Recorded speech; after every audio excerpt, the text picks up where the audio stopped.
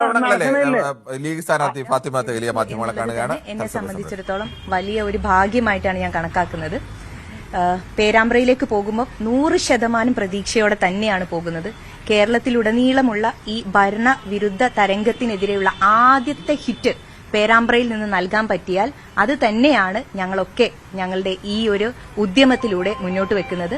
പേരാമ്പ്രയിലുള്ള സ്ത്രീകള്, അവിടെയുള്ള നാട്ടുകാര്, ആ നാട്ടിലുള്ള മുഴുവൻ ജനങ്ങളുടെയും പിന്തുണ ഉണ്ടാകും എന്നുള്ളത് തന്നെയാണ് ഈ കാലഘട്ടത്തിലൂടെ, ഈ പ്രത്യേകിച്ച് LDFന്റെ ഭരണം അവസാനിക്കുന്ന ഘട്ടത്തിൽ ലഭിക്കുന്ന ഒരു നമുക്ക് സെൻസ് ചെയ്യാൻ പറ്റുന്ന കാര്യം. അത് തീർച്ചയായിട്ടും ഞങ്ങൾ പേരാമ്പ്രയിൽ പ്രതിഫലിപ്പിക്കും. അങ്ങനെ എളുപ്പം തകർക്കാൻ പറ്റുന്ന ഒരു കോട്ടയാണോ? കാരണം ടി പി രാമകൃഷ്ണൻ 4-ാം വട്ടം അവിടെ കളത്തിലിറങ്ങുന്നു. ഇടതുപക്ഷത്തിന്റെ ഉറച്ച കോട്ടയെന്നാണ് പേരാമ്പ്ര അറിയപ്പെടുന്നത്.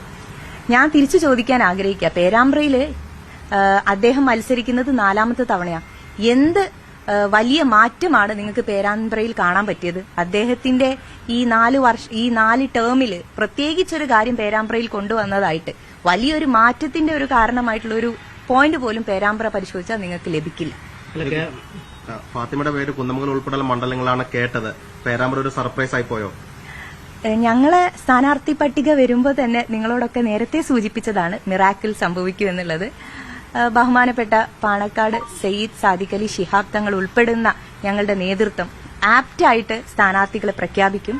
എന്നോട് പേരാമ്പ്രയിൽ ചെന്ന് മത്സരിക്കാനാണ് പറയുന്നത് എങ്കിൽ തീർച്ചയായിട്ടും അത് ഉൾക്കൊണ്ടുകൊണ്ട് അവിടെ പോയി മത്സരിക്കാൻ ഞാൻ തയ്യാറാണ്. അതാണ് ഒരു ഉത്തരവാദിത്തപ്പെട്ട ഈ പ്രവർത്തന മേഖലയിലുള്ള വ്യക്തി ചെയ്യേണ്ടത് എന്ന് ഞാൻ മനസ്സിലാക്കും. ലീഗിന്റെ ചരിത്രത്തിൽ ആദ്യമായിട്ടാണ് 2 വനിതകൾ ഒരുമിച്ച് മത്സരത്തിന് ഇറങ്ങുന്നത്. ഇതിനു മുൻപ് 2 വനിതകൾ മത്സരിച്ചു, പരാജയപ്പെട്ടു.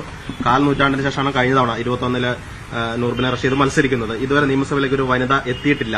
ഇത്തവണ ചരിത്രം മാറ്റുമോ? ഇത്തവണ നിങ്ങൾ നോക്കിക്കോളൂ, മുഴുവൻ ആളുകളും ഇന്ന് ബഹുമാനപ്പെട്ട സാദിഖ് അലി തങ്ങൾ പ്രഖ്യാപിച്ച ആ മുഴുവൻ ആളുകളും, ഒപ്പം ഇനി പ്രഖ്യാപിക്കാനിരിക്കുന്ന സ്ഥാനാർത്ഥികളും നിർബന്ധമായിട്ട് നിങ്ങൾക്ക് കാണാൻ പറ്റും. ഞങ്ങൾ നിയമസഭയിലുണ്ടാകും. ഈ കുറ്റിച്ചിറയെന്നാണ് ആദ്യം ജനപ്രതിനിധി ആവുന്നത് അല്ലെ? അത് കഴിഞ്ഞിട്ട് മാസങ്ങൾ പോലും ആവുന്നില്ല. അടുത്ത അവസരവും പാർട്ടി നൽകുകയാണ്. തീർച്ചയായിട്ടും കുറ്റിച്ചിറ എന്ന് പറയുമ്പം എനിക്ക് ഒരു വികാരവായ്പുള്ള ഒരു സ്ഥലമാണ്.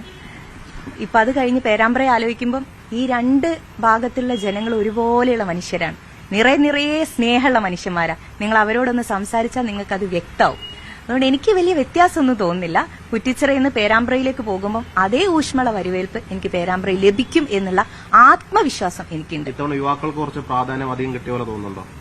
തീർച്ചയായിട്ടും പാർട്ടി പറഞ്ഞ പോലെ തന്നെ യുവാക്കൾക്ക്, സ്ത്രീകൾക്കൊക്കെ പരിഗണന നൽകിയിട്ടുള്ള ലിസ്റ്റാണല്ലോ പ്രഖ്യാപിച്ചത്.